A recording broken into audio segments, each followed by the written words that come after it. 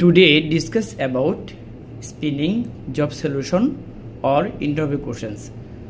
আজকে আমি আলোচনা করতে যাচ্ছি স্পিনিং এর কিছু জব সলিউশন নিয়ে অথবা ইন্টারভিউ কোশ্চেন্স আমরা বলতে পারি।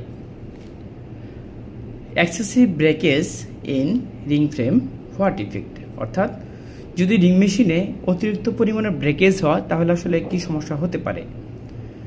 Thick and thin place of yarn, অর্থাৎ অতিরিক্ত ব্রেকেজ হলে সুতার ভিতরে কোথাও মোটা কোথাও চিকন হয়ে যাবে, ঠিক আছে, থিন প্লেস ক্রিয়েট হবে।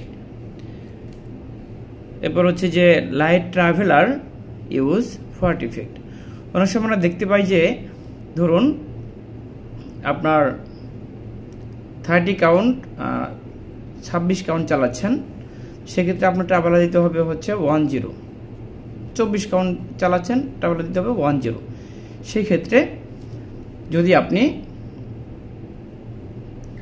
লাইট ট্রাভেলার ইউজ করেন, হ্যাঁ, তাহলে আসলে কি সমস্যা হতে পারে। তাহলে সমস্যা হতে পারে ইয়ার্ন হেয়ারনেস, সুতার ভিতরে যে হেয়ারনেসটা সেই হেয়ারনেসটা বেড়ে যাবে। ট্রাভেলার ফ্লাইং করবে, পড়ে যাবে, ঠিক আছে।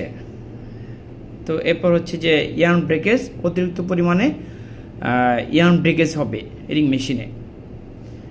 পাশাপাশি এক্সেসিভ বেলুনিং, অর্থাৎ অতিরিক্ত পরিমাণে বেলুনিং হবে। এই বেলুনিং হওয়ার কারণে ইয়ার্ন ব্রেকেজ হবে, ঠিক আছে।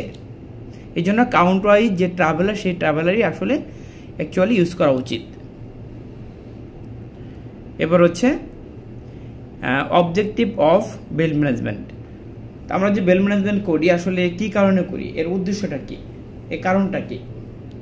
এর কারণ হচ্ছে control shade variation of fabric, অর্থাৎ শেড ভেরিয়েশন যাতে ফ্যাব্রিকে না হয়, হ্যাঁ, না আসে, সেটা কন্ট্রোল করার জন্য। এবার হচ্ছে রিডিউস র কটন কস্ট, অর্থাৎ র কটনের যে দামটা, কস্টটা, সেটা কমানোর জন্য, র কটনের কস্টটা কমানোর জন্য। এবার হচ্ছে যে ইয়ার্ন কোয়ালিটি গুড।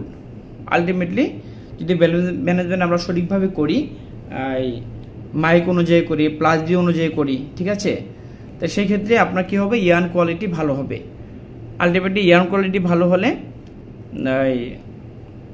বাজারে সুতার যে চাহিদাটা সেটা বেড়ে যাবে, বাইরের কাছে আমরা সহজে এটা সেল করতে পারবো, ঠিক আছে।